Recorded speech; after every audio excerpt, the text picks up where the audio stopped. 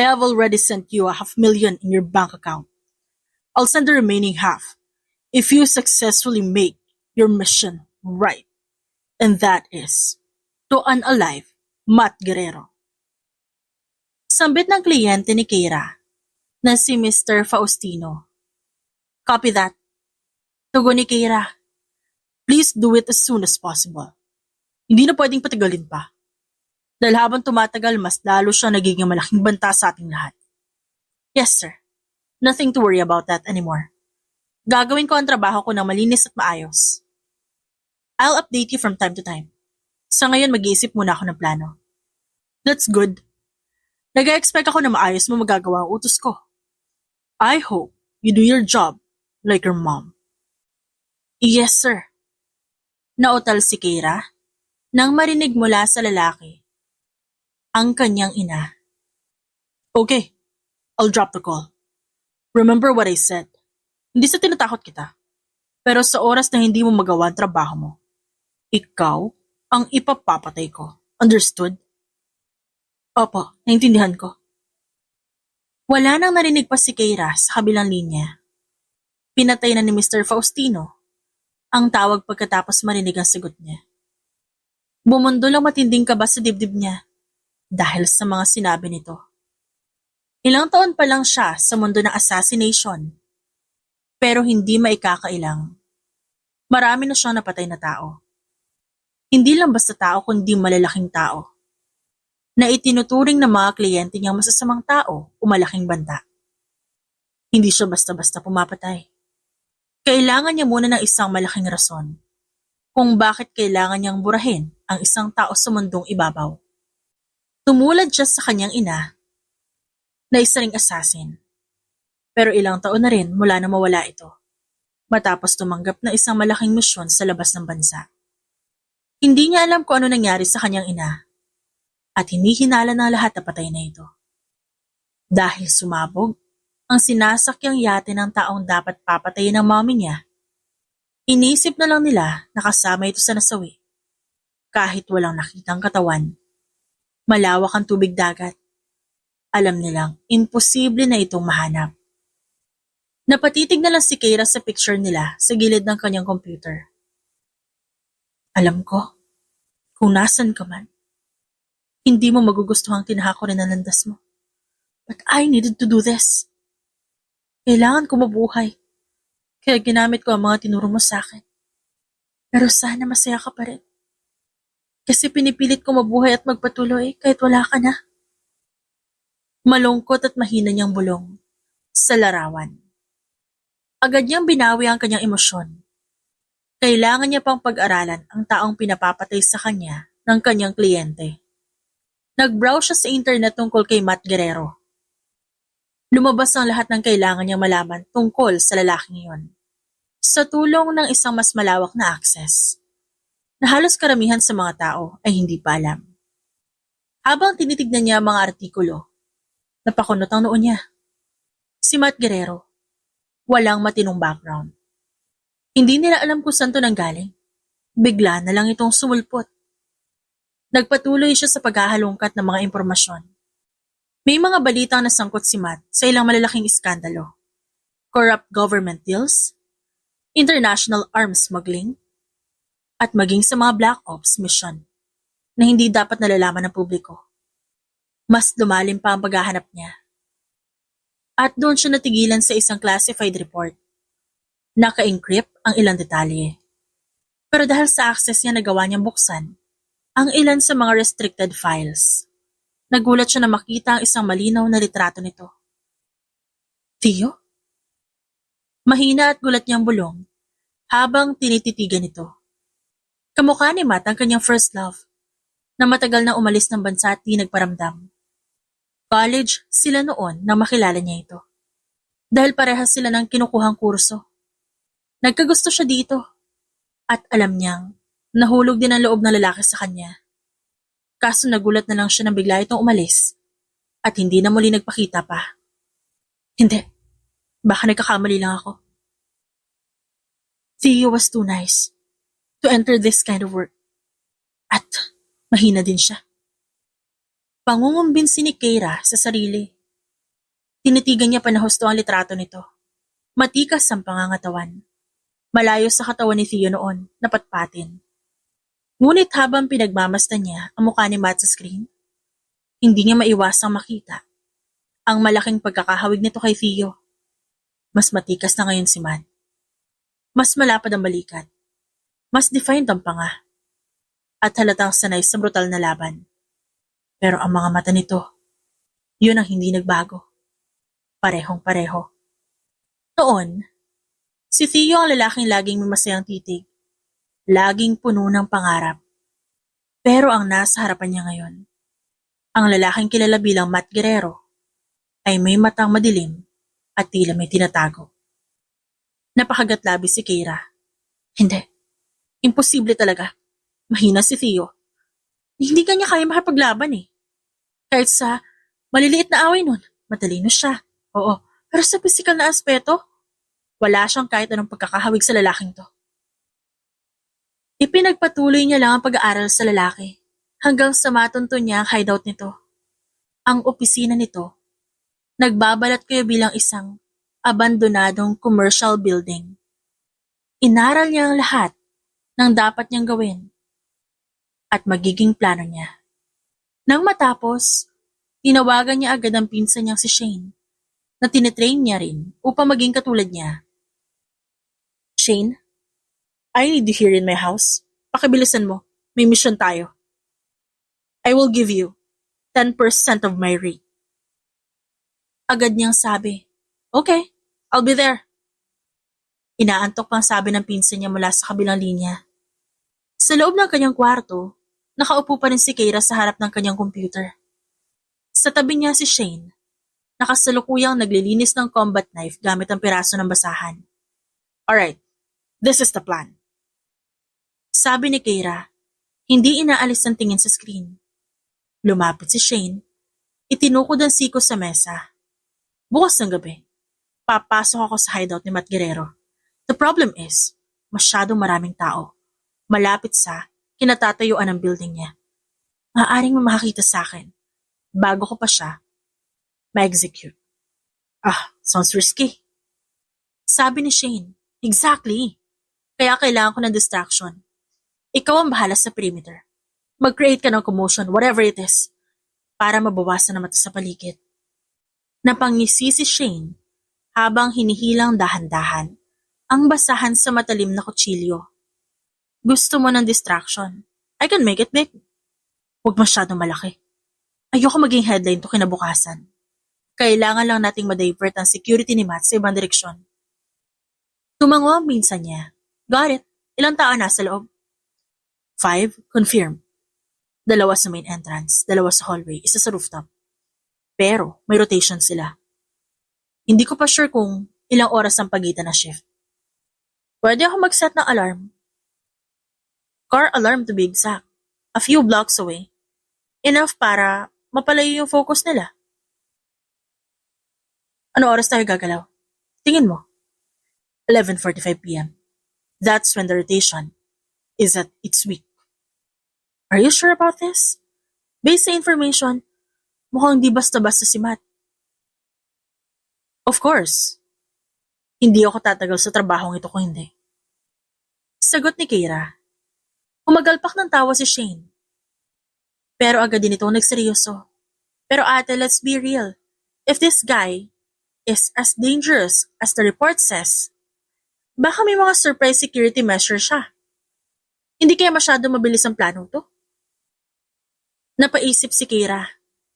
Alam niyang may punto ang pinsan niya. We'll take precautions. Kaya kita isinama rito para maging lookout ko. Kailangan ko ng backup just in case something unexpected happens. Tumaas ang kilay ni Shane. O baka gusto mo na akong gamitin na practice field trip para sa training ko. Ngumisi pa ito sa kanya. Pareho. Okay, fine. So, ako nang bahala sa magiging galaw mo. Yun lang ang gagawin ko bukod sa distractions? Yes, but I need you to be careful. Isang maling instruction. Parehas tayo matatapos. Tumango si Shane, tapos napatingin sa blueprint ng gusali. Teka, May isang route dito. Itinuro niya isang vent sa blueprint. Kung sakaling kailangan mo ng emergency escape, pwede mo itong gamitin. Good eye. Pero hindi ko balak tumakas. This mission will be finished in one go. Tumingin si Shane sa kanya. Halatang may pag-aalinlangan. Sigurado ka ba? Hinawakan ni Keira ang baril na nasa mesa at marahang pinaikot ito sa mga daliri. This is what I do, Shane. Kailangan ko itong tapusin. Walang nagawa si Shane kundi tumango. Alright, let's get this done. Nang maiplano na ang lahat ng gagawin, tinawagan niya si Mr. Faustino para magbigay ng update sa gagawin niya. Sir, I already have a plan. Good. What is it? Papasukin ko ang opisina niya mamayang gabi. I know he won't expect me. Wala siyang masyadong bantay. Nalakala niya siguro walang makakatuntun sa pinagtataguan niya. Malinis ang magiging galaw ko. Walang ebidensya, walang ingay. Pagkatapos tapos na ang problema mo. Tahimik ang nasa kabilang linya. Para bang, sinusuri ni Mr. Faustino ang bawat salitang binitiwan niya. That's what I want to hear, Kira. Huwag kang papalpak. Napahagat siya ng labi.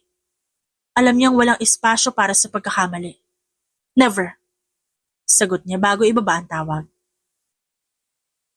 Bumuntong hininga siya at tumayo. Binuksan ang maliit niyang storage chest. Naroon ang kanyang armas. Lahat ng kailangan niya para sa kanyang misyon. Buo ang kanyang loob, ni hindi man lang nakakaramdam ng kahit anong kaba o pag-aalinlangan. Alam niyang kasalanan ang pumatay. Pero naniniwala naman siyang masasamang tao ang pinapatay niya. Mali man, pero inilalagay niya sa kamay niya ang hustisya para sa marami.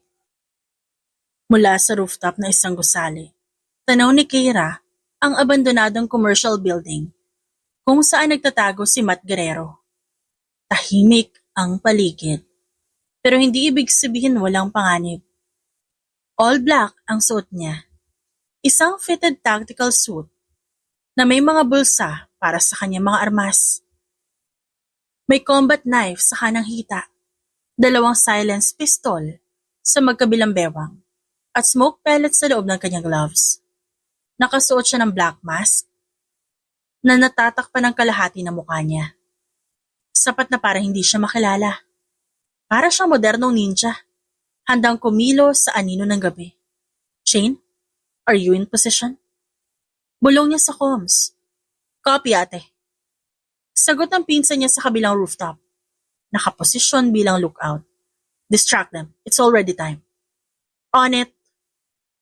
Mula sa kabilang rooftop, inihanda ni Shane ng isang maliit na device. Isang signal jammer na may built-in speaker. Itinapat nito sa parking lot. 2 bloke ang layo mula sa hideout ni Matt. Pinindot niya ang switch. Biglang nag-ingay ang sirang radyo na kanina pa niya itinanim sa loob ng isang lumang sasakyan. Malakas ang static at kasabay nito ang malalim na boses ng isang lalaki na nagsasalita ng paulit-ulit na parang nagbabanta. Sa madilim na kalye, napalingon ang 2 lalaki na nakaabang sa entrance ng gusali. Nagkatinginan sila bago mabilis na sumenya sa isa't isa. Isa sa kanila ang lumapit sa source ng ingay habang ang isa naman tumawag gamit ang radyo. Possible threat sa parking lot. Pa-check. Sabi ng bantay. 2 men. Down from their post. Main entrance is lighter now. Bulong niya sa comms. Copy. Sagot ni Keira. Walang ingay siyang gumalaw. Mabilis na dumaan sa fire escape ng katabing gusali. Nasa anino siya ng mga ilaw sa lansangan. Hindi nahahalata ng bantay na naiwan. Shane, get ready for phase 2. Utos ni Keira. Nakatingin mula sa itaas. Roger that. Sigot ni Shane bago hinagis mula sa kanyang rooftop ang isang maliit na flare grenade. Sa isang iglap, sumabog ang mapulang liwanag sa isang alley malapit sa hideout. Mistulang isang senyales ng panganib.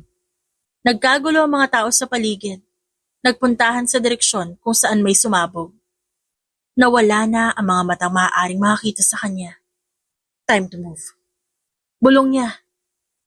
2 bantay sa harap, isa sa likod. May sniper sa taas. Pero blind spot mo ang right side. Doon ka pumasok. Got it, stay put. Mabilis siyang gumalaw. Halos walang tunog ang hakbang niya sa metal na sahig. Nang makarating siya sa likod ng gusali, mabilis niyang inabot ang grappling hook sa utility belt niya at inihagis to sa 2nd palapag. Humigpit ang kapit niya sa lubid at mabilis na umakyat, marahan at tiyakang kilos. Pagkapasok sa bukas na bintana, agad niyang sinuri ang paligid, walang bantay sa loob. Clear. Bulong niya sa sarili habang bumababa sa sahig. Sa loob ng gusali, ang tanging naririnig niya ang bahagyang ugong ng bentilasyon at ang mahihinang hakbang ng mga bantay sa di kalayuan. Mula sa likod ng isang concrete column, pinagmasdan niya ang 2 bantay na nag-uusap sa pasilyo. Sigurado ka bang may susubok pumasok dito? Tanong ng isa pa. Walang tatalo kay Boss Matt. Kahit sino pang Poncio Pilato ang ipadala nila. Inugot niya ang silence pistol at mabilis na pinaputokan ng ilaw sa kisame. Nagsimula ang kaguluhan. Ano yun? Sigaw ng isang bantay. Agad na tinutok ang baril sa paligid. Bago pa ito makapag-react, mabilis siyang sumunggab.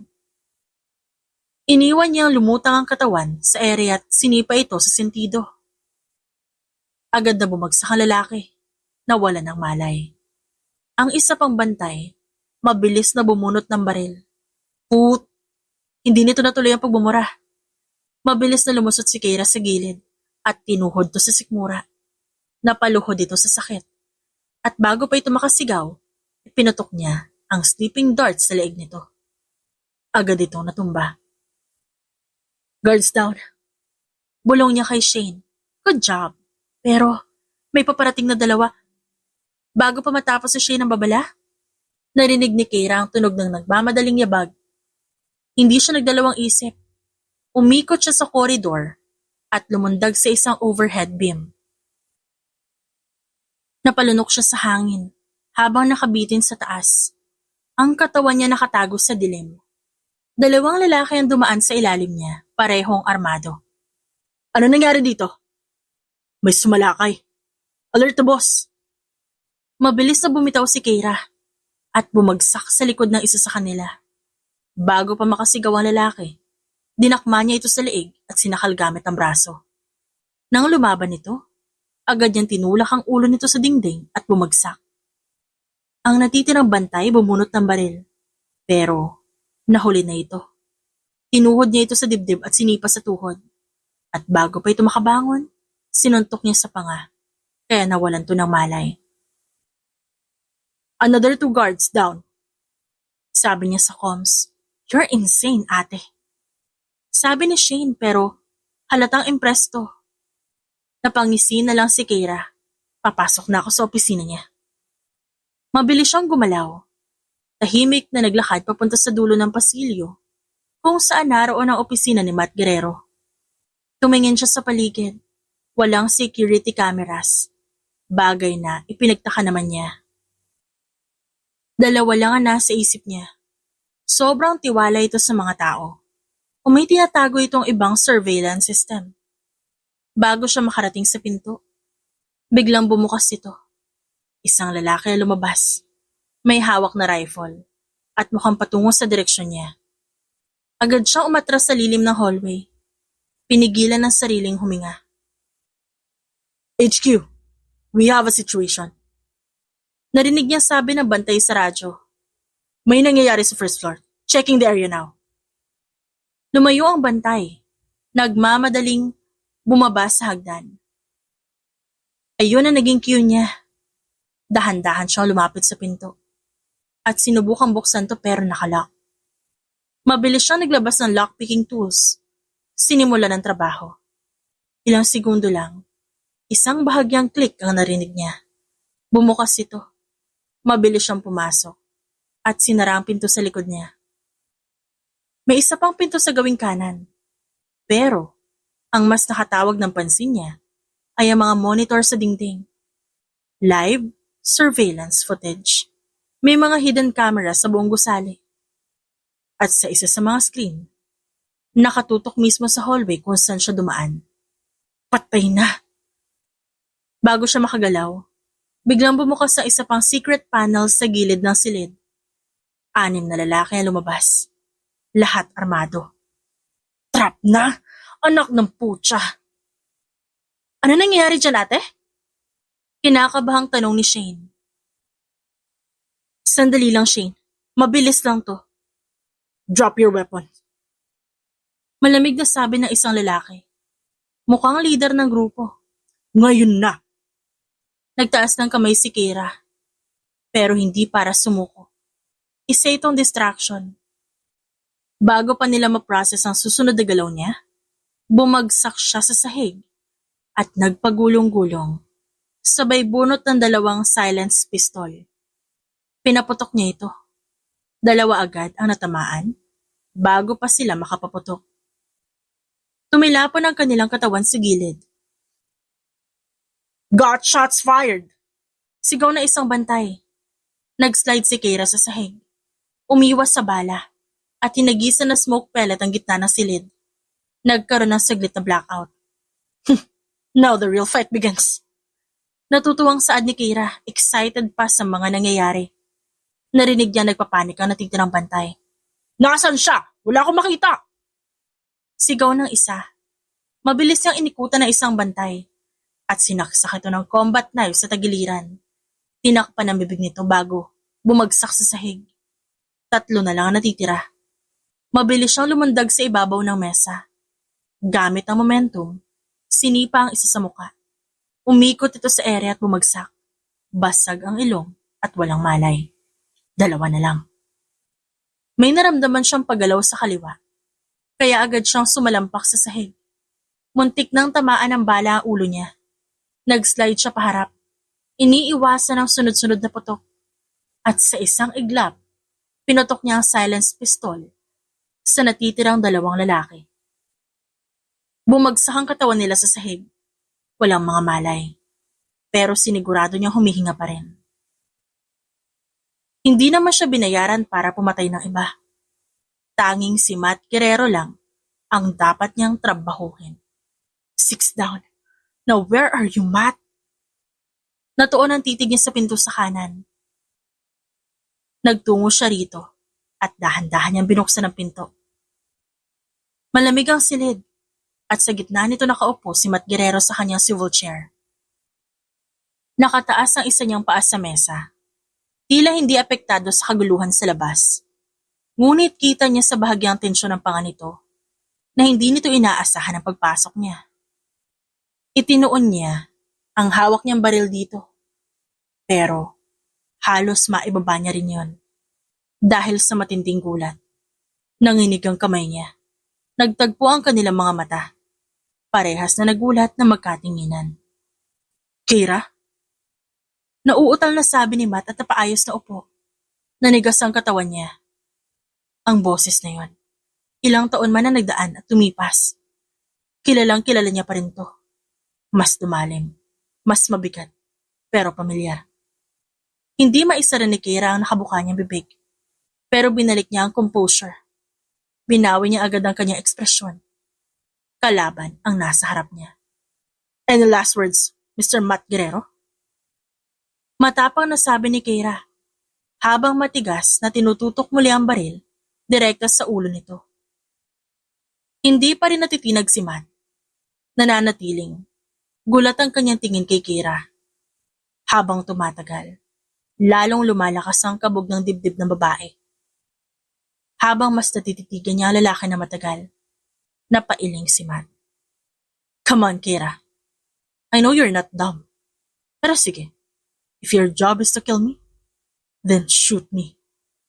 Aim that gun straight at my head. Tila nawalan siya ng lakas. Nakumpirma niya ang hinala niya noong una pa lang. Naibaba niya ang hawak na baril. Hindi siya makapaniwala. Nasa harap niya na ulit. Ang lalaking matagal niyang hinihintay na makita ulit. Pero hindi niya inaasahang sa ganitong paraan pa sila magkikita. Ang lalaking dapat niyang papatayin ay ang kanyang una't huling lalaking minahal. Theo, what happened to you? Mahina at halos hindi niya makilala ang boses. Nang tanungin niya ito. It's a long story to tell. In just one sitting, Kira. But yes, I'm not Theo anymore. I'm Matt Guerrero now. Paano? Bakit?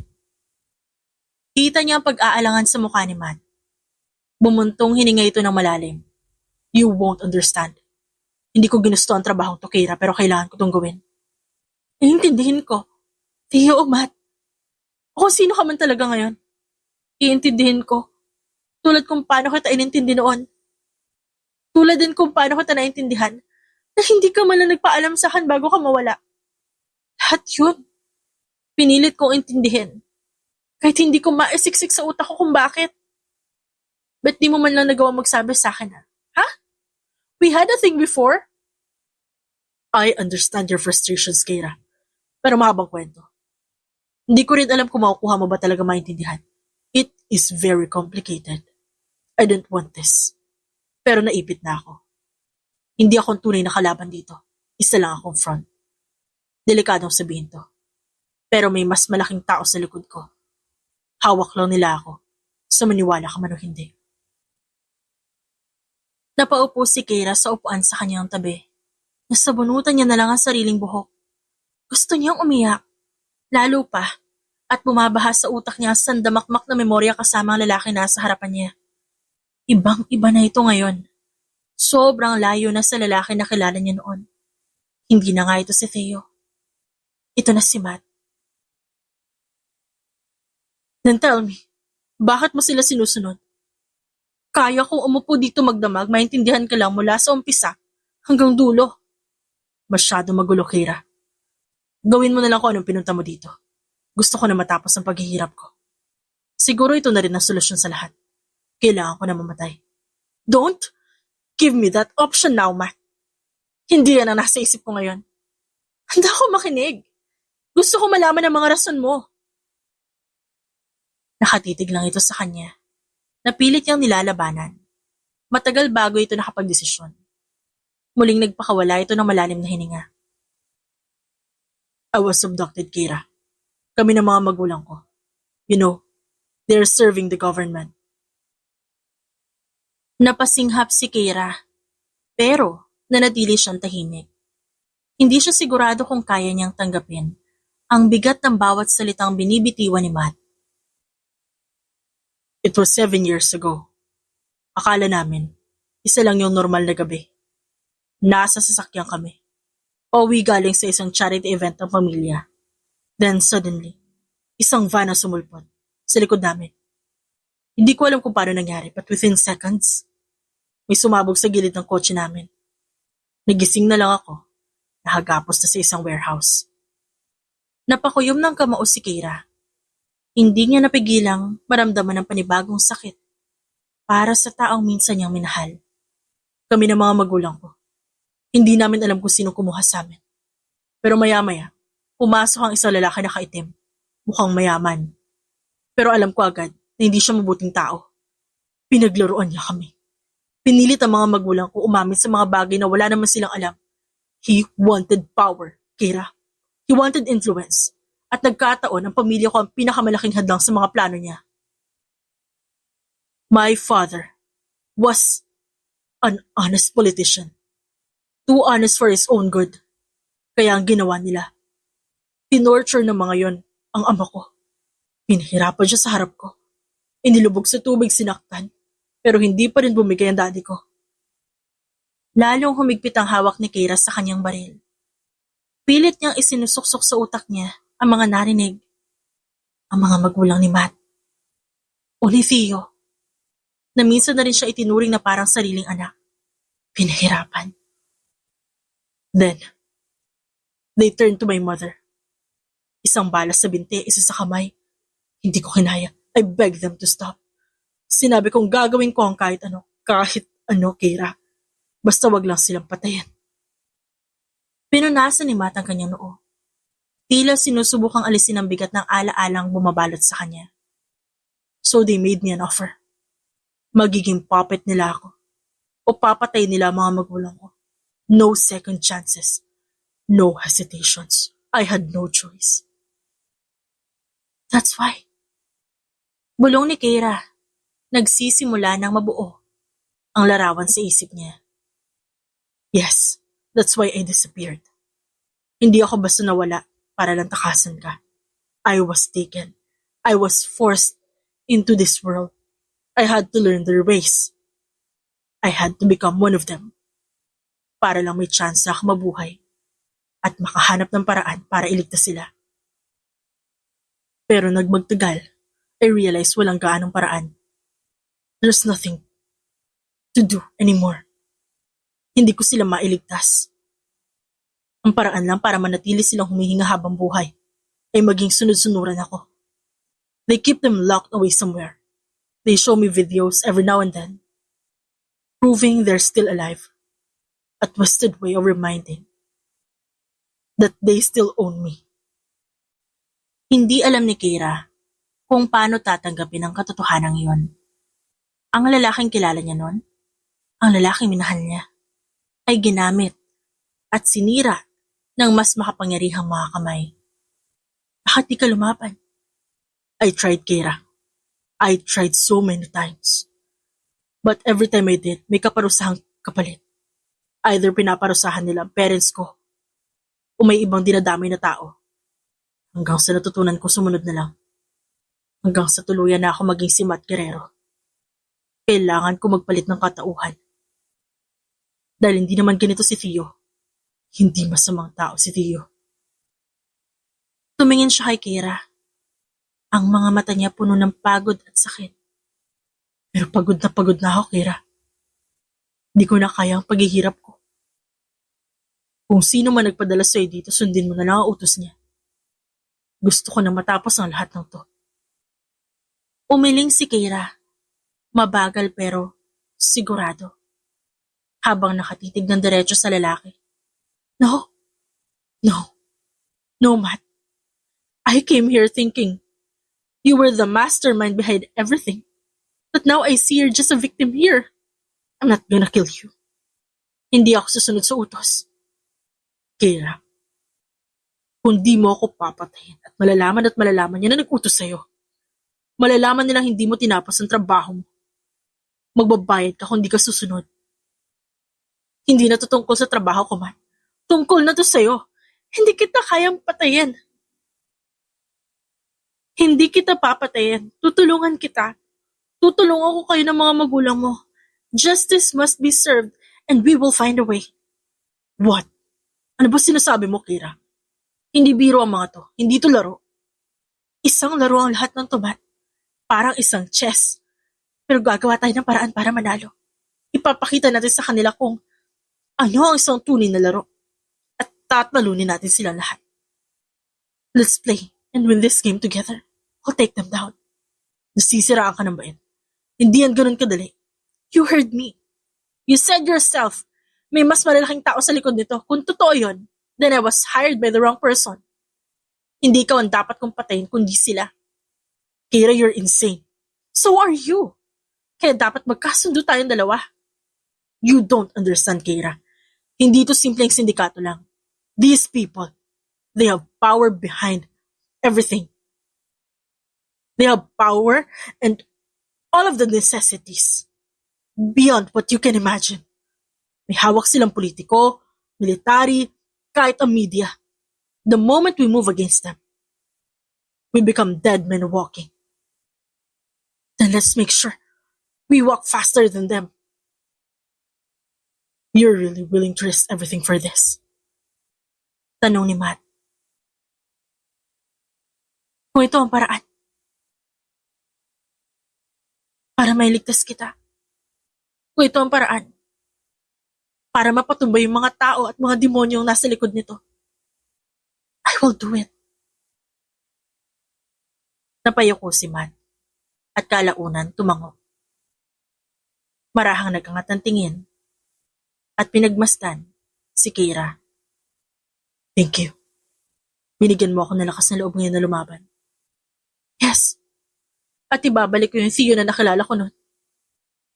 Dadalhin natin sa impyerno ang mga tao nagpahirap sa inyo.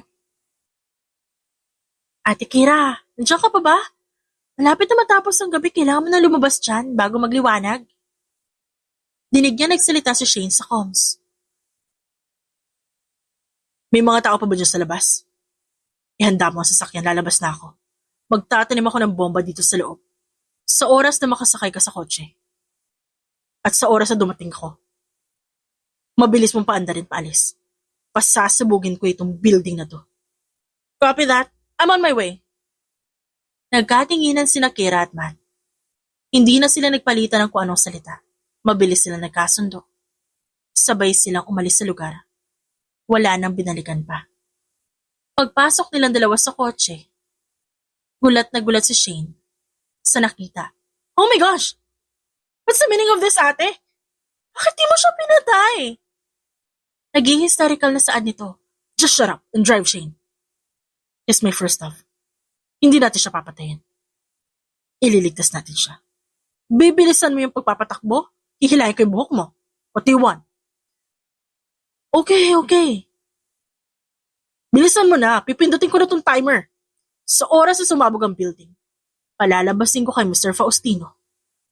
Nakasamang sumabog sa loob ang katawan ni Matt Guerrero. Tumingin si Kira kay Matt. That's the end of everything. Ang mga sindikato nanguha sa inyo. Iisipin na patay ka na rin. Mawawalan sila ng gwardya dahil sa nangyari. Paplanuhin natin ang lahat ng gagawin natin bago tayo sumalakay sa kanila. Do you understand, Matt? Ngumiti ito imbes na sumagot. Napamaangalan din si Kira. Nang muling makita ang ngiti nito, ang bagay na matagal niyang pinananabikang makita ulit. Stop calling me Matt. Tawagin mo na lang ulit akong Theo. Okay, Theo. Naintindihan mo ba ang sinabi ko? Naintindihan ko. Mukhang mas magaling ka kaysa sa mami mo nun. Hindi ko kayang tumbasan ng galing na nanay ko. Dinala ni Kira sa bahay niya ang lalaki. Parehas na pagod ang kanilang itsura. Habang si Shane naguguluhan pa rin. Hindi pa sila nakakatulog. Pero ibinalita na agad ang nangyari sa building. Maya-maya pa, rumihistro ang pangalan ni Mr. Faustino sa screen ng cellphone ni Kira. Agad niyang pinatahimik ang dalawa. Sa kaliwat ka ng batuhan nito ng tanong at sagot. Good job, Kira. I heard what you did. What a good way to execute him. Yes. Mr. Faustino, am I done? Consider your mission done. Mukhang manang-mana ka nga sa ina mo. Isasend ko na ulit sa bank account mo ang natitirang kalahating milyon. Just make sure. If ever they found out na ikaw may gawa ng pagsabog, hindi madadawit ang pangalan ko. Wala silang mahuhuli. Malinis ang trabaho ko. Walang bakas ng kahit anino ko. Good. Bye then, Kira. Ibinato niya na lang ang cellphone sa kung saan. Bumaling siya sa lalaki. Are you trained? Kundi pa. Kailangan kita i-ensayo. Hindi tayo pwedeng basta-basta sumugod lang. Hindi. Bumuntong hininga siya. The same old Theo na hindi kayang lumaban. Tumayo ka dyan. Suntukin mo ako. Sandali ate. Sandali. Seryoso ka ba? Training agad. Di ba pwedeng magpahinga muna? Tanong ni Shane na agad umawat. Hindi na to pwedeng patagalin, Shane. Kailangan natin kumilos agad-agad. At oo, kasama ka. Isasama kita sa misyon, hindi bilang lookout. Let's see kung handa ka na mag-iisang katulad ko. Oh, exciting. That would be fun. Hindi niya pinansin ang pinsan at muling tumingin kay Theo. I said, suntukin mo ako. Pero hindi kita kayang saktan, Kira. Kailangan mo ako saktan para matuto ka. Tumayo ka na dyan. I can't. Shut up. Walang magagawa ang pagiging mahina mo sa panahon ngayon. I can't believe humawak sila ng untrained pup.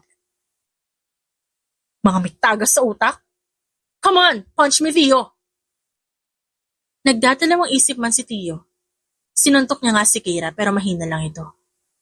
Dahil sa kanya pag-aalangan. Bading ka ba? Ang bakla mo sumuntok eh. Eto, tanggapin mo to. Naging mabilis ang kilos ni Keira. Agad niyang nasikmuraan si Theo, dahilan para mamilipit ito sa sakit. That's how you punch, Theo. Now, do it. Ate, pahinga muna siguro. Tumigil ka, Shane. Baka ikaw suntukin ko. Move, Theo. Hingal na hingal si Theo. Yakap ang tiyan niyang halos. Lumundo na sa lakas ng suntok ni Keira. Ngunit kahit humihilab pa ang sakit sa sikmura niya, pilit siyang tumayo. Nakatingin sa kanya si Keira, matalim ang mga mata. Hindi ito nagbibiro. Alam niya kung hindi siya makikipaglaban ngayon at magpapakatibay, wala na siyang ibang pagkakataon. Kaya mo to, Theo. Bulong ni Shane sa gilid. May halong kaba at excitement ang boses. Kapag di mo na kaya, sabihin mo lang ha. Huwag mo siyang bigyan ng exit. Ano ka ba? Kailangan niya matutong lumaban ngayon na. Pumikit saglit si Theo. Bumuntong hininga at saka umatake. Mas matigas, mas diretso, at mas buo ang loob. Ngunit mabilis si Keira. Isang galaw lang, naiwasan niya ito, at agad hinablot ang braso ni Theo. Pinaikot, at pinadapa siya sa sahig. Napasigaw ang lalaki. Pero hindi siya nagpatalo. Sinubukan niyang bumangon, ngunit bago pa siya makagalaw, sinipa na ni Keira ang hita niya. Dahilan, para bumagsak siya ulit. Ano yan, Theo? Takbo lang ng takbo? Sa totoong laban, 1 segundo lang ang pag-aalangan. Patay ka na. Halos mag-apoy ang dibdib ni Theo sa inis at frustrasyon.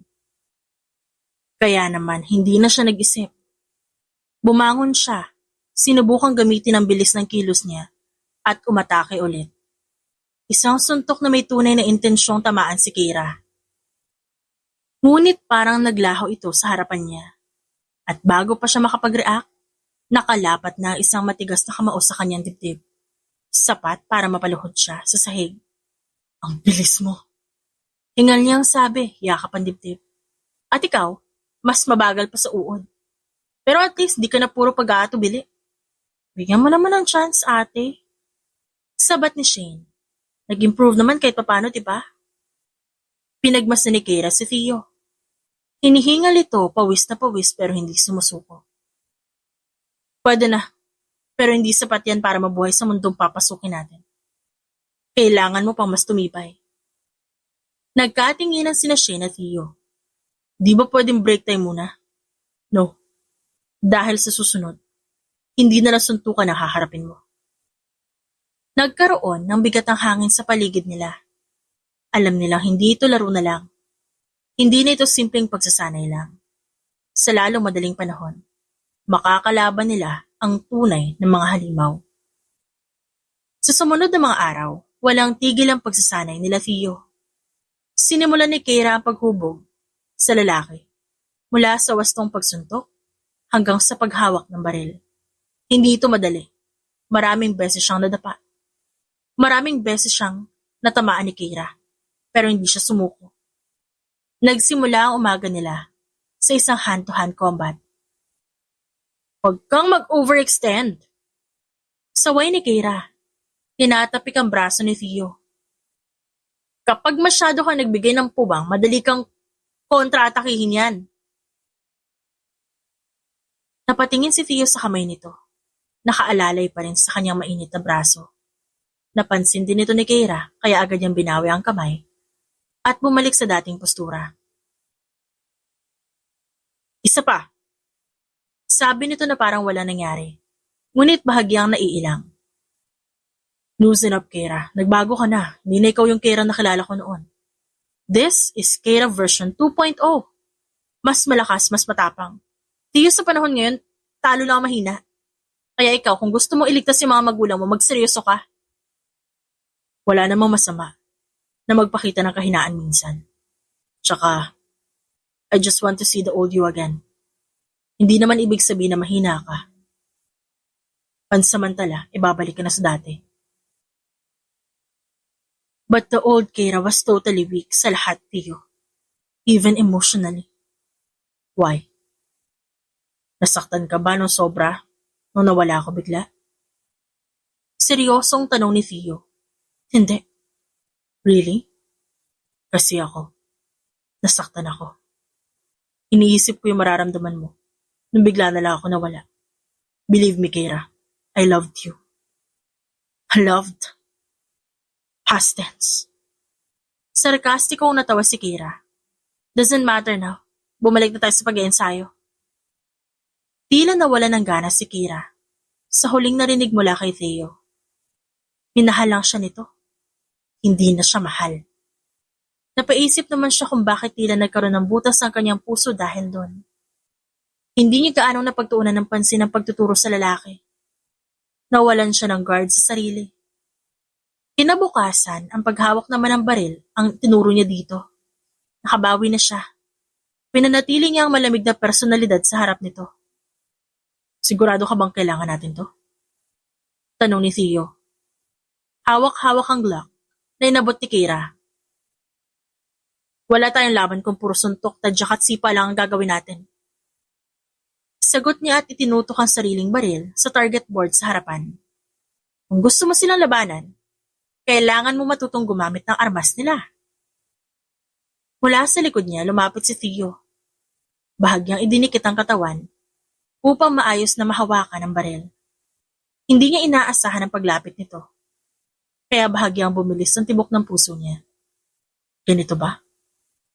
Bulong ni Theo. Ang boses nito malapit sa kanyang tenga.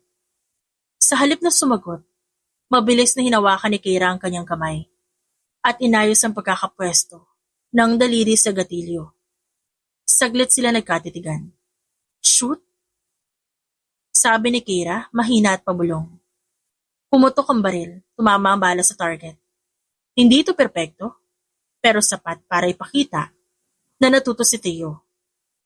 Lumabas na isang matamis na ngiti mula sa lalaki. Ayos ba? Not bad. Nagpatuloy ang kanilang pagsasanay hanggang gabi. Sa huling bahagi na araw, magkatabi sila nakaupo sa gilid ng rooftop, nakatingin sa malawak na syudad sa ibaba. Pagod ka na? Tanong ni Kira. Hindi tinitignan si Theo. Pagod na, pero kinakaya para sa kanila. Sagot nito. Pinipilit pa rin ngumiti sa kabila ng hirap na nararanasan. Tahimik silang nagmamasid ng ilang sandali. Tila may hindi mabigkas na mga salita sa pagitan nila. Hanggang sa maramdaman ni Kira, ang dahan-dahang pagdantay ng ulo ni Theo sa kanyang balikan. Nagulat siya pero hindi niya ito tinaboy. Kira. Mahina ang boses ng lalaki.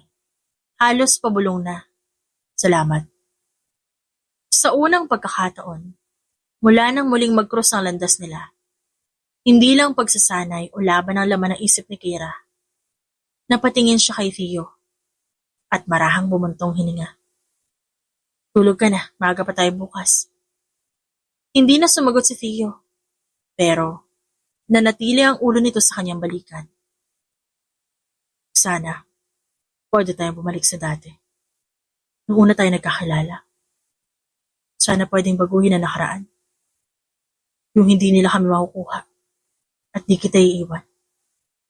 Siguro kung di nangyari ang lahat ng yun, baka kasal na tayong dalawa. Shut up, Theo.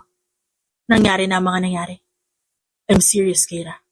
Seryoso ako sa'yo noon. Lahat ng pinakita ko sa'yo totoo. Past is past. Ang mahalaga ang ngayon. Sa mga sumunod na araw, patuloy ang mahigpit na pagsasanay nila. Pero sa kabila ng matinding hirap at pagod, may isang bagay na hindi nila napapansin. Unti-unting nagbabago ang pagitan nila. Unti-unti silang bumabalik sa kung paano sila noon.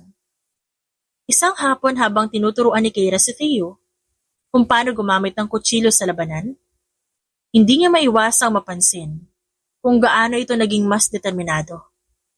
Hindi na ito tulad na lalaki na sanay lamang sa pagsunod sa utos. Ngayon, may apoy na sa mga mata si Theo.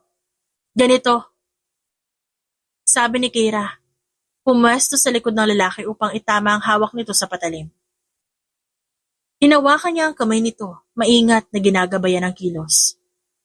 Kang magdalawang isip, ang isang segundo ng pag-aalinlangan, maaaring katumbas ng buhay mo. Katumbas mo. Tanong ni Theo. Bahagyang lumingon, sapat para halos magtagpo ang kanilang mukha. Katumbas ko? Katumbas ng buhay ko, ay di katumbas mo. Dumagundo ang puso ni Keira. Nagkatinginan sila sa isa't isa.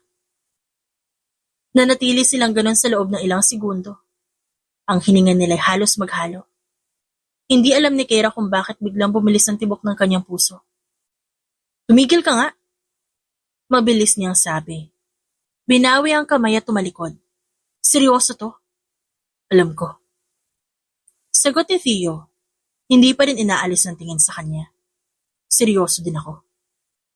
Isang gabi, habang bumabagyo sa labas, nagpasya silang ipagpatuloy ang pagsasanay sa loob ng bahay ni Keira. Ang problema, bumigay ang kuryente. Kaya't napilitan silang gumamit ng kandila. Kakainis. Ang dami nating dapat pang gawin eh. Pero pinipigilan tayo ng bagyo. Reklamo niya, nakahalukip-kip sa sahig. Napahagikik si Shane sa gilid. Ate, baka yung bagyo nasa loob ng dibdib mo, hindi nasa labas. Tumahimik ka. Ngumiti si Theo. Saka inabot ang isang tasa ng mainit na kape kay Keira. Kape ka muna, ang init ang ulo mo. Kinuha niya ito pero hindi agad uminom. Sa halip, pinagmasdan niya ang mukha ni Theo na bahagyang naliliwanagan ng apoy mula sa kandila. Hindi ito ang dating Theo na kilala niya. Mas matibay na ito ngayon. At di niya may tatanggi. Nanunumbalik ang nararamdaman niya para dito. Stop staring at me, Keira. Na-inlove ka na ba ulit sa akin? Basag ni Theo sa katahimikan. Ano? Sagutin mo na lang yung tanong ko. Sabi nito, habang may nakakaasar ng ngiti sa labi. Guni-guni mo lang yan. Sagot ni Keira, pero hindi maitago ang pamumula ng kanyang mukha. Hindi na lang nagsalita si Theo, pero sa ekspresyon nito, alam niyang hindi ito kumbinsido. Kinabukasan, habang nag-iensayo sila, muntik nang matisod si Keira sa isang bato. Hindi siya umabot sa balanse, pero bago siya bumagsak, mabilis siyang sinalo ni Theo. Mahigpit ang hawak nito sa kanya, at sa hindi inaasahang pagkakataon, napadikit siya sa dibdib nito. Masyado malapit. Masyado mainit. Careful, Keira. I don't want you to get hurt. Sabi nito, pero halata sa tono nito ang pang-aasar. Iwan mo nga ako. Ba't parang ayaw mo pa? Nag-enjoy ka ba? Bulong nito at mas lumapit pa ng bahagya. Nanigas si Keira sa kinatatayuan niya. Hindi siya sanay sa ganitong Theo. Sa isang iglap, siya na mismo ang bumitaw ng tingin. Balik sa training.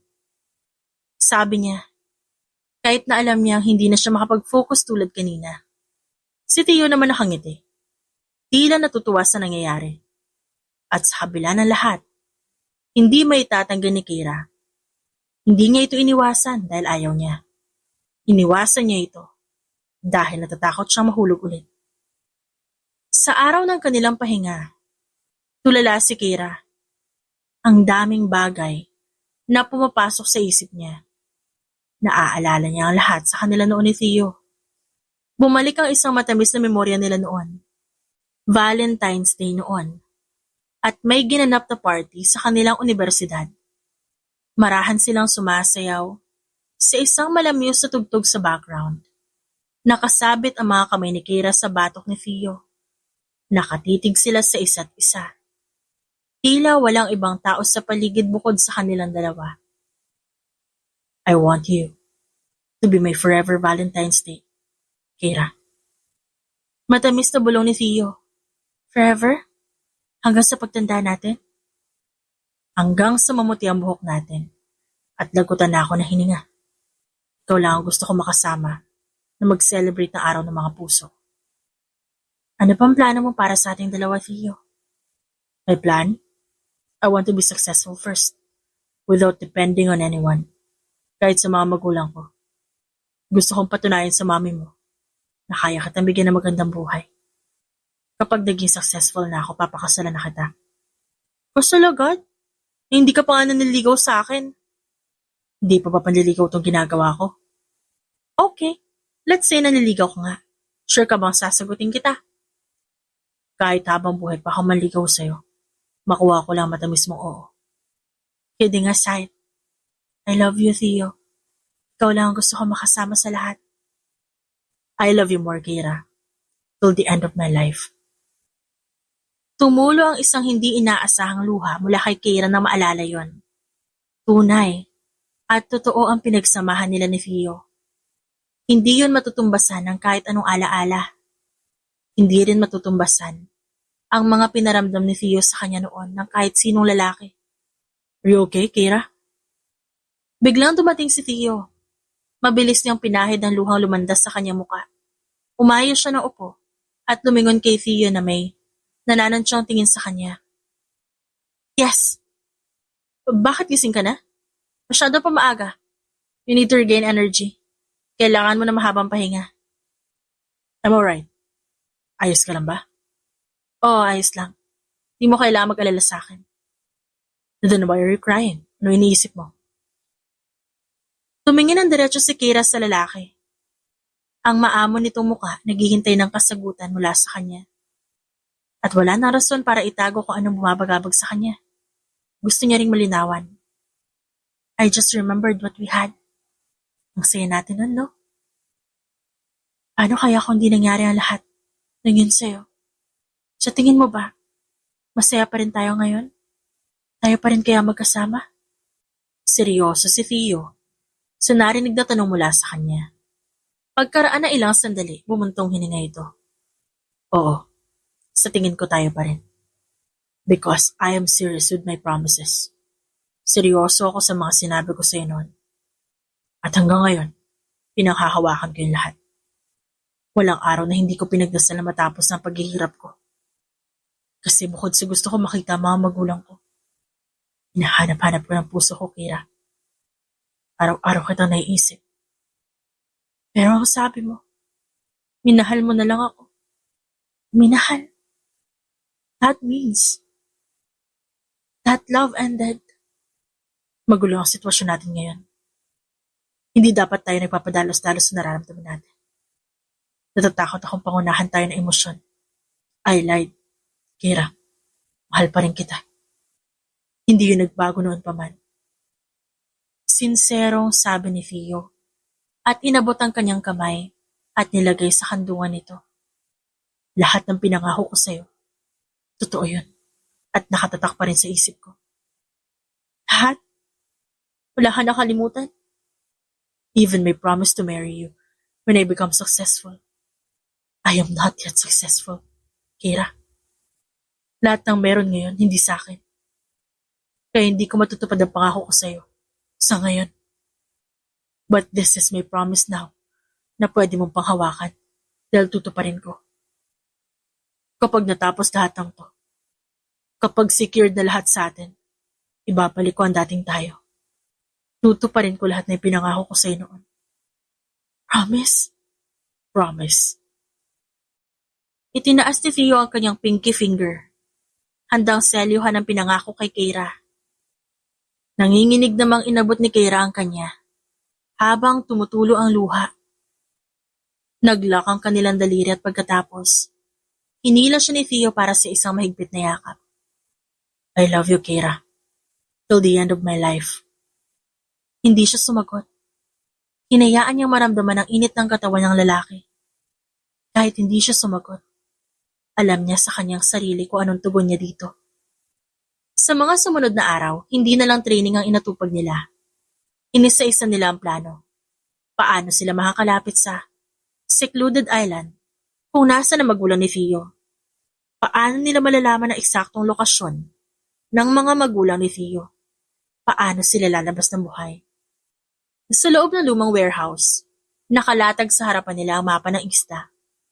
Si Shane ang una nagsalita. Ayon sa nakuha kong impormasyon, may 2 daan para makapasok. Isa sa harapan, malapit sa dock, at isa sa likod. Pero puro mga patibong, saan tayo dadaan? Tingin ko, dapat sa likod. Mas mataas ang risk. Pero mas maliit ang chance na makita agad tayo. Naglabas si Kira ng 3 tiket. Dadalhin natin ang laban sa isla. At ang pinakamadaling paraan, magpanggap bilang guest ng VIP event ng sindikato. Nagliwanag ang mata ni Shane. Wow! Classic infiltration mission. I love it! Samantalang si Theo tila nag-aalangan. Paano kung mahuli tayo? Ngumiti si Keira. Walang misyon na nahuli ako. Magtiwala ka. Sa araw ng pag-alis nila patungong isla, isinuot ni Keira ang kanyang disguise bilang isang mayamang negosyante.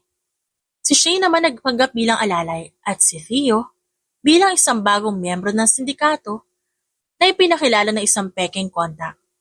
Pero, sinadya nilang lagyan ng kung ano-ano ang mukha ng lalaki para hindi ito makilala. Habang nasa yate, tahimik silang nakaupo. Tanging alon lang ang maririnig. Naramdaman ni Keira ang bigat sa dibdib ni Theo. Alam niyang kinakabahan to. Kaya kahit hindi sanay sa ganitong klaseng pag-aalaga, hinawakan niya ang kamay ng lalaki at hinigpitan. Lumingon si Theo sa kanya.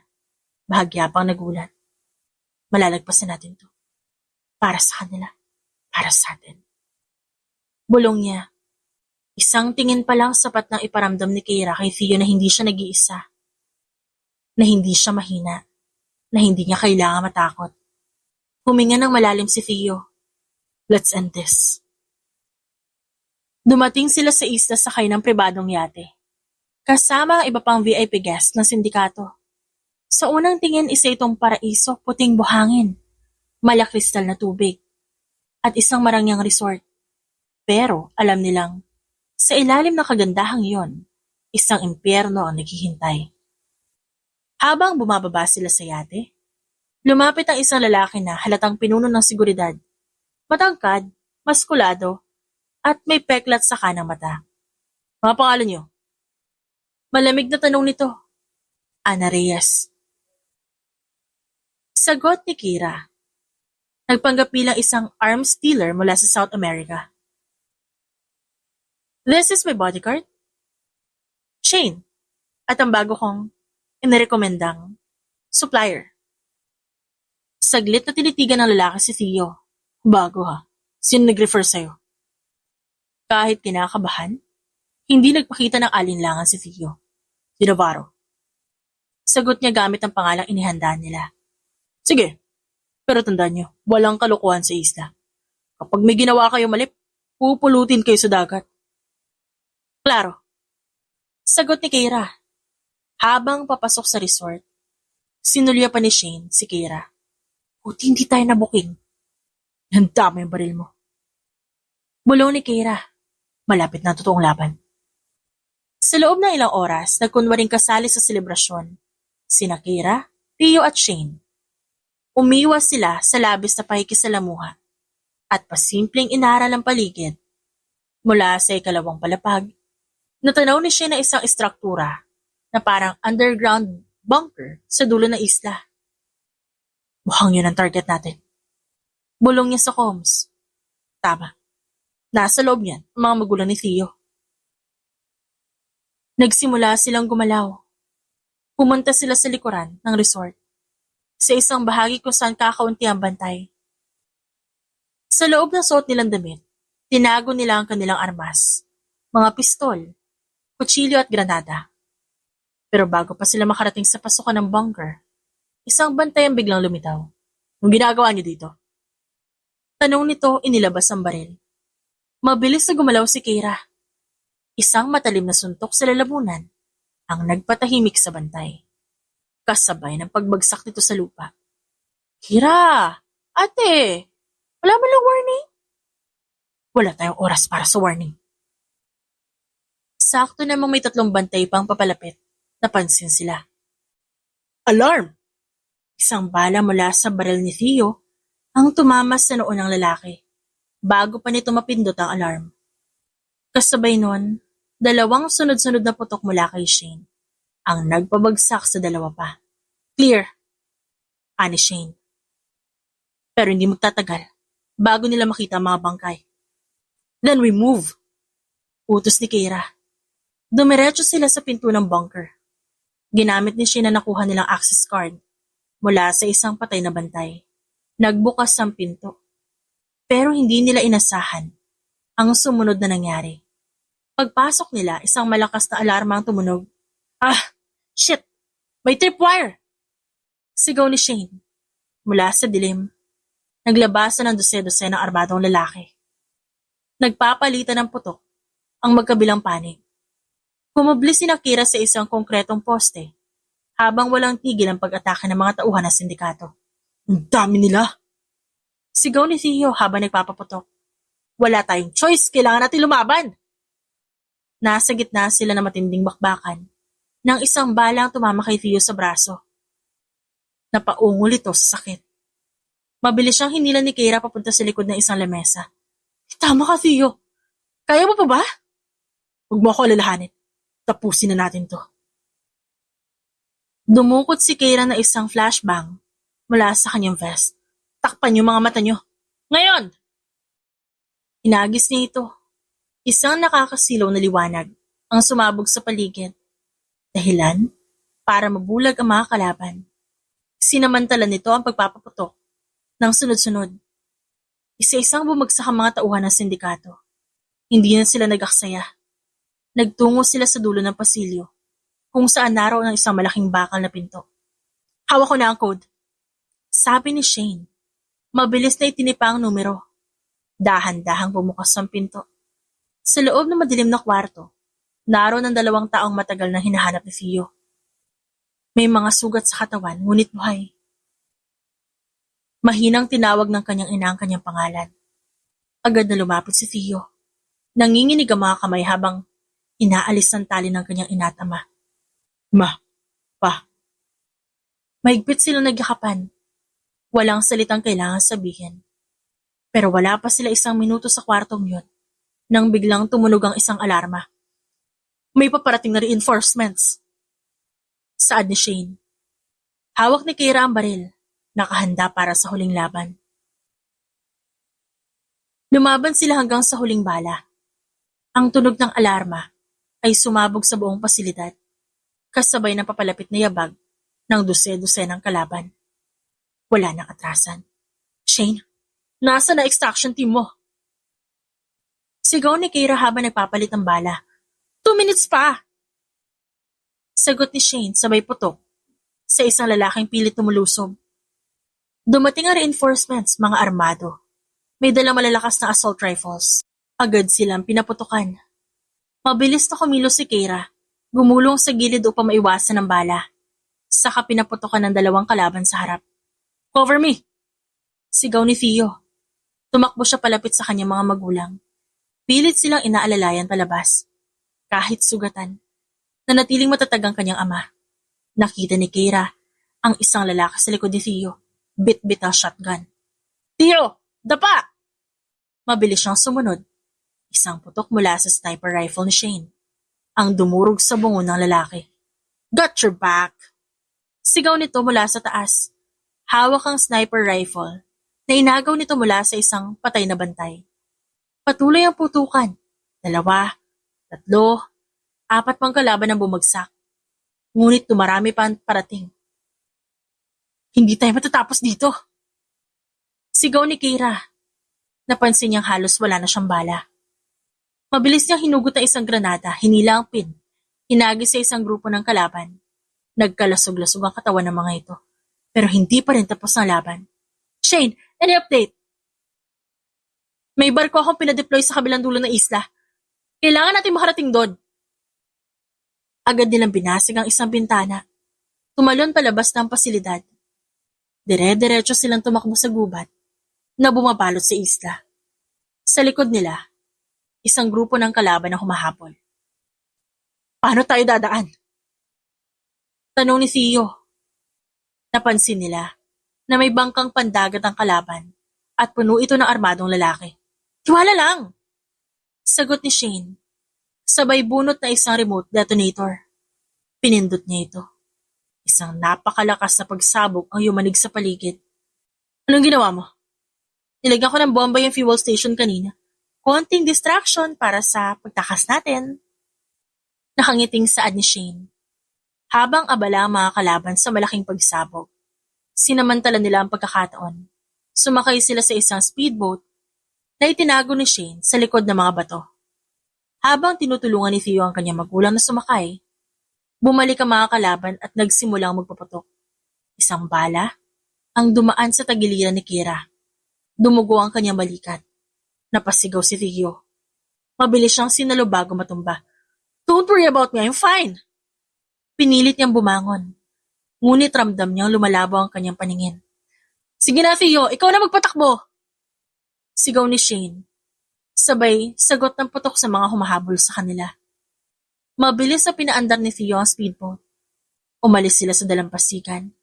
Iniwan ang nasusunog na isla. Nakaligtas sila. Habang palayo sila sa isla, bumagsak si Kira sa likuran ng speedboat. Agad siyang nilapitan ni Theo. "Kira? Kira, huwag mo ipikit ang mga mata mo. Di kita iwan, di ka pwedeng mawala." "Drama mo?" Natatawang sabi ng babae kahit nanghihina. Mabilis na kinuha ni Shane ang first aid kit. Sinimulang gamutin ang sugat ng pinsan. Nilingon ni Theo ang kanyang magulang. Niyakap siya ng kanyang ina. Habang ang kanyang ama tahimik na umiiyak. "Anak, salamat." Dahil sa pagod at sakit, napapikit si Kira. Naramdaman niya ang isang kamay na mahigpit na humawak sa kanya. Si Theo. Matatapos na to. Pulong nito, pangako. At sa wakas, kahit sugatan, pagod, at halos mawalan ng ulirat, alam nilang nagtagumpay sila. 3 buwan ang lumipas pagkatapos ng sagupaang iyon. Isang malamig na simoy ng hangin ang dumampi sa mukha ni Kira habang nakaupo siya sa balkonahe ng isang maliit ngunit maaliwalas na bahay sa tuktok ng isang burol. Mula roon, tanaw niya ang malawak na karagatan. Payapa, malaya, at tila isang panibagong mundo ang bumungad sa kanila. Nasa isang liblib na bayan sila sa New Zealand. Malayo sa anino ng kanilang nakaraan. Matapos ang madugong sagupaan sa isla, agad silang nagtago gamit ang peking identity na inihanda ni Shane. Inayos nila ang papeles sa mga magulang ni Theo. At na makasiguro ng ligtas na sila, tuluyan nilang nilisan ang mundo ng patayan. Naputol ang pag-iisip ni Kira nang maramdaman niya ang mainit na brasong pumulupot sa kanyang bewang. "Nagising ka na?" Tugon nito. Idinikit ang baba sa kanyang balikat. "Wala ka sa kama. Akala ko iniwan mo na ako." "Alam mo, hindi ko yun gagawin." Nakangiting sagot niya. Tahimik silang nagmasid sa papasikat na araw. Pinakikinggan nila ang banayad na hampas ng alon sa ilalim ng burol. Ilang buwan na rin ang lumipas simula nung huli silang nasa panganib. Pero sa tuwing ipinipikit ni Kira ang kanyang mata, bumabalik sa kanya ang ingay ng mga bala, tunog ng pagsabog, at ang malamig na pakiramdam ng baril sa kanyang kamay. Nararamdaman ni Theo ang pag-aalangan niya, kaya inabot ito ang kanyang kamay at marahang pinisil yun. "Di mo na kailangan lumaban, Kira. Tapos na lahat." "Alam kong tapos na. Pero minsan kasi, pakiramdam ko, hindi ko alam kung paano mabubuhay nang hindi humahawak ng baril. Simula ngayon, ako na lang ang hahawakan mo." Pabirong sabi ni Theo, sabay yakap na mahigpit sa kanya. "Corny mo?" "Hindi corny yon, totoo yon." Saglit siyang natahimik. Naisip niyang kung may sino man sa mundong ito na kayang itama ang landas niya, si Theo yon. Hindi siya kailanman hinusgahan ng lalaki. Kahit alam nitong isa siyang trained assassin. Tinanggap siya nito. Kahit dumaan na ang mga dugo sa kanyang kamay. Hinawakan niya ang pisngi ni Theo. Pinagmamasdan ng lalaking minsan niyang binalak patayin. Ito ang taong hindi niya kayang mawala. Anong gagawin natin ngayon? Anong gusto mong gawin? Saglit siyang nag-isip. Ang dami niyang gustong gawin. Pero may isang bagay na matagal na sumasagi sa isip niya. Gusto kong magkaroon ng tahimik na buhay.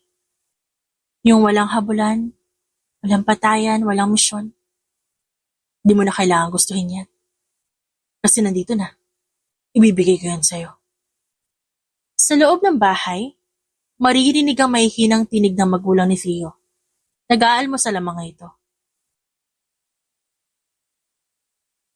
Nagkukwentuhan tungkol sa mga simpleng bagay, ang tanawin, ang panahon, ang tahimik na buhay na meron sila ngayon.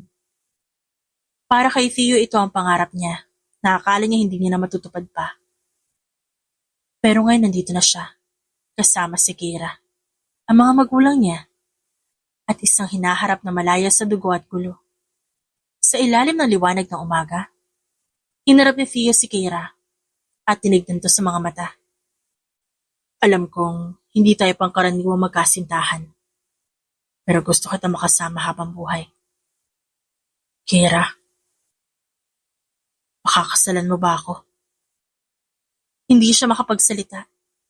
Sa loob ng maraming taon, sanay siyang mamuhay sa dilim. Sanay siyang walang pinanghahawakang bukas. Pero sa harap niya ngayon, may isang lalaki nagbibigay sa kanya ng dahilan para mabuhay. Isang lalaking minahal niya na higit pa sa inaakala niya. Alam niyang sa pagkakataong yon, hindi niya na kailangan mag-isip pa. Ngumiti siya. Isang ngiting puno ng kalayaan, ng pag-asa, at ng isang panibagong simula. Oo, Theo. Oo? Oo. I mean, hindi ko alam kung magiging mabuting asawa ako pero gusto ko subukan. Hindi na naghintay pa si Theo. Isinuot niya ang singsing sa daliri ng babae. Agad niya itong hinila papalapit at hinalikan ng buong pagmamahal. Sa unang pagkakataon sa kanyang buhay, sigurado si Kira. Ito ang buhay na gusto niya. 5 taon ang lumipas. Sa isang maliit, ngunit eleganteng cafe sa Wellington, New Zealand, nakaupo si Theo sa isang table sa labas. Pinagmamasdan ng papalubog na araw. Sa harapan niya, may 2 tasa ng kape. Isa para sa kanya, isa para sa babaeng parating pa lang. Matapos nilang iwan ang madilim na mundo ng patayan, sinimulan nilang buuin ang kanilang buhay mula sa simula. Si Theo, gamit ang natutunan sa ilalim ng sindikato, nagtayo na isang security consultancy firm. Ang dating kaalaman sa kalaban ginamit niya para protektahan ang mga inosente. Si Kira naman, sa unang pagkakataon, natutong mabuhay nang hindi nagtatago. Nag-aral siya ng culinary arts, isang bagay na matagal niya nang gustong gawin. Ngayon isa na siyang chef sa isang sikat na restaurant sa lungsod. Maya-maya pa, dumating si Kira. Suot na isang floral dress. Tila hindi nagbago ang ganda nito. Ngunit sa mga mata niya, wala na ang bigat ng dating nakaraan. Tagal mo na tapos sa trabaho. Biro niya. Kailangan kong tiyakin na masarap yung pagkain ng mga customer ko. Sagot ni Kira at nakangiti. Napailing si Theo. Tinitigan siya ng malalim. Alam mo bang halos 5 taon na tayong kasal pero hindi pa rin ako makapaniwala. Hindi ka makapaniwala na ikaw ang napili ko? Hindi. Hindi ako makapaniwala na nakaligtas tayo. Nabuhay pa tayo. At higit sa lahat na masaya tayo. Tahimik silang tumitig sa isa't isa. Inaalala ang lahat ng pinagdaanan nila. Mga misyon, habulan, panganib. Pero ngayon nandito sila. Buhay, payapa at magkasama. Hinawakan ni Kira ang kamay ng lalaki. At marahang hinalikan ng singsing sa daliri nito. Salamat, Theo. Para saan? Sa pagtupad ng pangako mo. Akala ko nun, ang tadhana ko puro patayan, pagtakas at misyon. Pero pinatunayan mo may buhay pa na para sa akin na malayo doon. Isang buhay na kasama ka. This isn't a mission. Yes, this isn't a mission. But I love you, Theo. I love you. Till my last breath. Nagkatinginan silang dalawa. Ramdam ang lalim ng koneksyon. Sa huling pagkakataon, Tumingin si Kira sa asul na kalangitan, habang si Theo naman nagpakawala ng isang buntong hininga ng kalayaan. Yung mga bata na iwan sa bahay. Kailangan na nating umuwi. Saad ni Kira sa asawa. Napagtanto nila na sa kabila na madilim nila nakaraan, sila pa rin ang may hawak ng kanilang kinabukasan. Oo nga, baka magreklamo na naman. Alam mo naman yung mga batang yun. Mahirap takasan. Natatawang sagot ni Theo. Napangiti si Kira at humalik sa labi ng asawa. Sa wakas, natutunan nilang ang tunay na kalayaan. Hindi lang tungkol sa pagtakas sa panganib, kundi sa kakayahang pumili ng buhay na gusto mong ipaglaban. The